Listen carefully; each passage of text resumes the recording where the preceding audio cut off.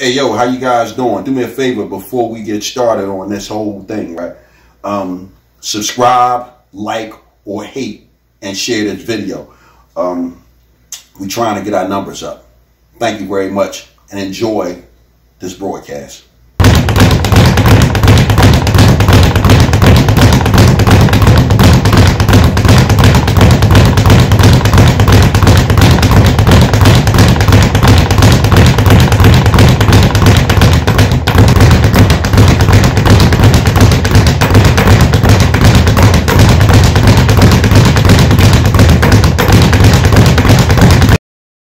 When I say, if we're not talking about Umar Johnson, we're talking about Xander Hobson.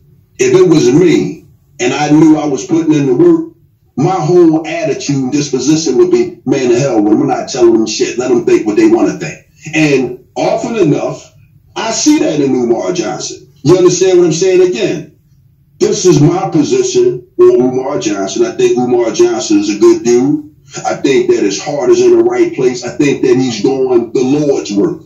Just like Malcolm X did the Lord's work, just like Martin Luther King did the Lord's work. And sometimes when you're doing the Lord's work, it ain't going to be easy. Just like now we go back and we look at our brother Malcolm. Malcolm got a little bit off track, and he was just turning it around before they took him away from us. But in the case of Umar Johnson, okay, cool. He wasn't struck down by violence like Malcolm. So, hey man, the brother still got time to prove you wrong. You understand what I'm saying? See, because I believe in him. So he still got time to prove you wrong. The man got the school. He got the school. You know what I'm saying? Malcolm, bro, like you tripping, bro. Like this is what happened now. I can't hold on. Wait, go back to the part where you said we tripping when we talking about Malcolm. Yeah, he's not in the conversation with Malcolm, bro. Why can't he be in the conversation? Promises to open up no schools and shit, collect the money. No, because Malcolm had a different grind. Malcolm had a whole different grind. Bro, we can't say Malcolm, like Malcolm was not collecting money, making promises. That's man, once again, Malcolm's journey was different going to the circumstances. Right. Now, you can't, wait a minute, sir, wait a minute. You can't tell me who I can't compare to Malcolm X. I compare Umar Johnson, and his grind is parallel and is similar to the same grind that Malcolm X had. Now, of course, we agree that Umar Johnson wasn't fighting the civil rights battle like Malcolm X was fighting, but still, his situation is he's battling against a similar evil. So we can't. What promise did Malcolm X make? Say what now? What promise to the black community did Malcolm make? I'm not thinking about that right now, sir. We talking about Umar Johnson. But Umar Johnson is only relevant because of a promise. That's the only reason why he's in conversation. That's why there's no comparison.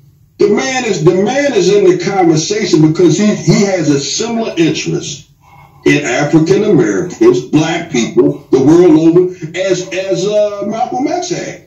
The mission of Malcolm X and the mission of Umar Johnson is a similar one, sir. It's just the battle that Malcolm X fought more than 50 or 60 years ago. It was against a more direct racism. This whole battle now is a cerebral one. They trying to slide the homosexuality in on you, sir. They trying to slide the immigrant movement in on you, sir. They trying to slide the feminist movement. It's a different kind of battle, but it's the same battle. Okay, it's a completely different battle. I agree, but to say that Malcolm and Umar are fighting the same battle, and that's just unbelievable because again, I said a similar battle. It was a battle against, and once again, hold up, Taz. The battle against racism is the battle against racism, sir. And once again, if Malcolm was fighting against a kind of racism, and Umar Johnson was fighting against a kind of racism, is it not still a battle against racism? How is Umar Johnson fighting a battle against racism? Man, what are you talking about, man? They trying to label our young black boys under special education, sir, so that they can, so they can Right, listen, I fought that fight. Umar Johnson don't even talk about his own son. See what I'm saying? I fought that fight with my own child. Umar Johnson talks a good game, but ain't showed you the game. Hey, hey, hold on for a minute real quick, sir. The general, sir. The general gives directives. The general don't go down in the trench and fight with the foot soldiers, sir. The general gives directives and he leads. And he leads. But the general, no, because what I'm saying to you, sir, the general don't go down into the battlefield and fight, sir. I'm not the general army. I'm not the army. Umar has, if you're the general in this army, you have to lead by example. You can't tell me that because you were a school psychologist or a principal at one point that you know what the situation is from the parent standpoint. I've done it as a parent. He claims to have the knowledge to give parents this, but again, I've done it as a parent. We're not seeing it done by him. The general absolutely should be marching into these schools. He should be online at a school checking that curriculum. No, man. First of all, once again, TAZ, sir, you're speaking from a position of ignorance, sir. And I have to say a position of ignorance because in these schools, sir, do you know how they castrate a black man in the school? They don't, first of all, a black man like, sir, excuse me, because once again, sir, have you ever worked in a school before? No. Oh, okay, so, sir, we're talking to the guy that worked in the school for approximately 7 years, sir. Okay, we're not talking about something that I heard about, sir. We're talking about something that I lived. And black men like me, you, and Umar Johnson, we don't last in places like that, sir. Them whiteys will run guys like us out of there, sir. Because guess what? They don't like guys like us in there because we don't fit with the program and the agenda for the young black male, sir. No, they like us there initially, but once we start getting the whip of the bullshit that they be putting out there, sir, and the way they be trying to maneuver, and I wouldn't even want to be in the schools now, sir, with all with the homosexuality and all that shit. I wouldn't even want to be in the schools now. So I'm saying all that to say, sir, no, there is really no room for guys like us. And when I say us, I mean you, I mean me, I mean Umar Johnson, or any other black man like us. It ain't no room for us in them schools, sir. We can't function in the school. And a lot of that stuff that you see with Umar is a result from what he has experienced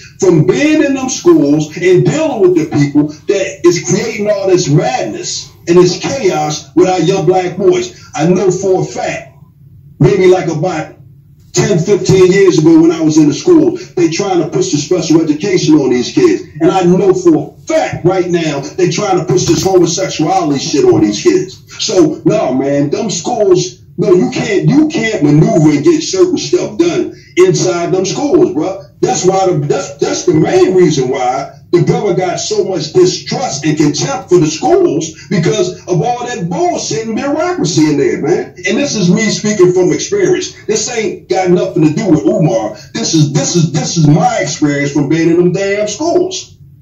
Right, and so there's no pushback on that because, as I said, I was on the student side, and being on the student side of it helped me to teach my son in this next generation.